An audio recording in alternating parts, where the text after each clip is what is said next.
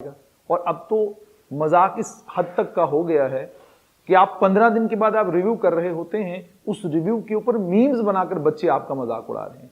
और अब ऐसा भी लग रहा है कि शायद जम्मू में इंटरनेट को चलाने के लिए, कठुआ सांबा में इंटरनेट 4G इंटरनेट को चलवाने के लिए शायद दोबारा से सुप्रीम कोर्ट के समक्ष याचिका दायर करनी पड़ेगी और वहां पर पूछना पड़ेगा सुप्रीम कोर्ट के जरिए कि ये बताइए आपने जो रिव्यू किया, उस वो रिव्यू क्या था, उस रिव्यू में क्या कुछ तथ्य आपके पास आए।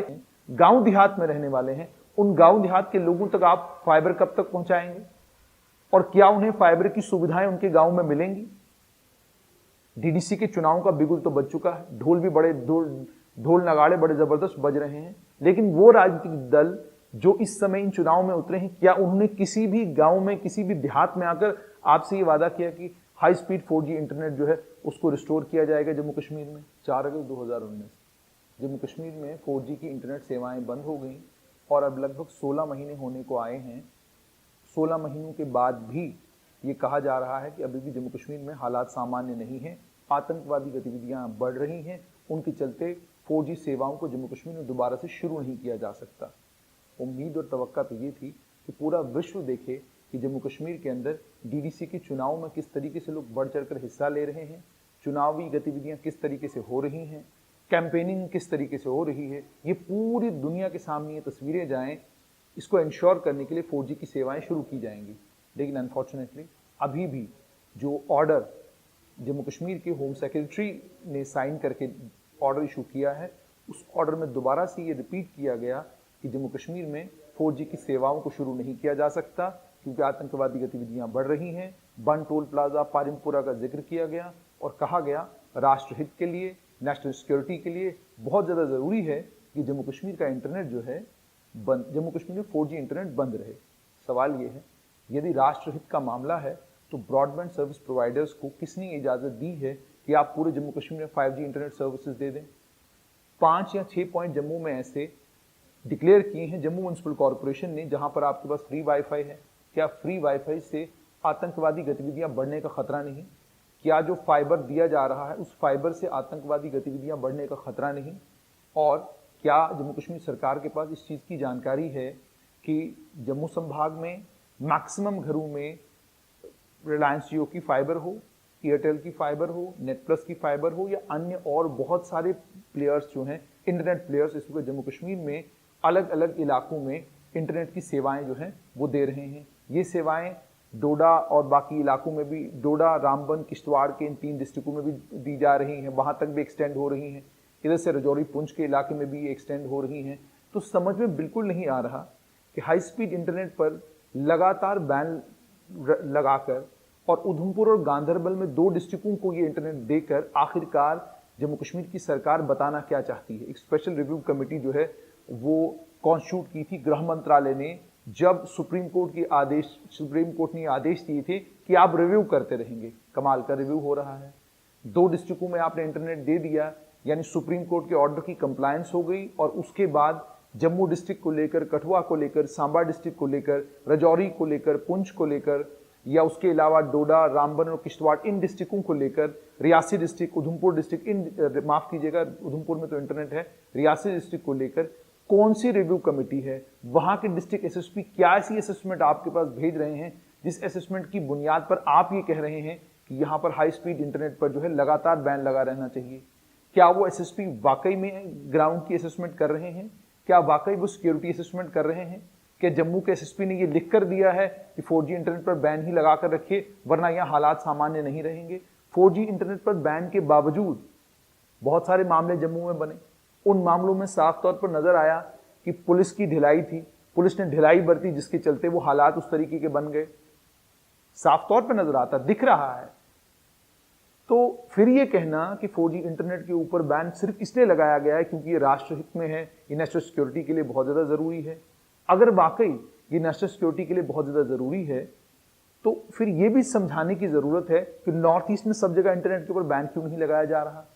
जिन क्षेत्रों में माओवादी एक्टिव हैं उन क्षेत्रों में इंटरनेट के ऊपर बैन क्यों नहीं लगाया जा रहा। इसी तरह का कड़ा बैन लगातार बैन ही रहे, 16 महीने हो चुके हैं। और उसके बाद राष्ट्रहित और राष्ट्रभक्ति का पाठ जो है लगातार पढ़ाते रहना और इसी के चलते लोग जो ही आपसे 4G इंटरनेट की बात करें, आप फौरन कह देते हैं ये देखिए ये तो देशद्रोही हैं जो हमसे इंटरनेट मांग रहे हैं। Internet is a fundamental right, ये मैं नहीं कह रहा हूं, ये सुप्रीम कोर्ट ने कहा था। और उसके बाद समझ में आ रहा है, जो लोग आम लोग बात कर रहे हैं कि ब्यूरोक्रेटिक लेवल पर लोगों में हिम्मत नहीं है कि वो ये फैसला ले सकें कि 2 डिस्ट्रिक्टों के अलावा बाकी डिस्ट्रिक्टों में जो है 4G इंटरनेट को एक्सटेंड कर दिया जाना चाहिए। ब्यूरोक्रेट हिम्मत नहीं कर पा रहे कि वो फैसला लें, और फैसला लेने के बाद एक्सपेरिमेंटल बेसिस पर उधमपुर, कठुआ, माफ कीजिएगा, रियासी, कठुआ, सांबा और जम्मू, इन 4 डिस्ट्रिक्टों में भी 4G इंटरनेट स्टार्ट किया जाए और बाद में इसी को राजौरी और पुंछ में एक्सटेंड किया जाए।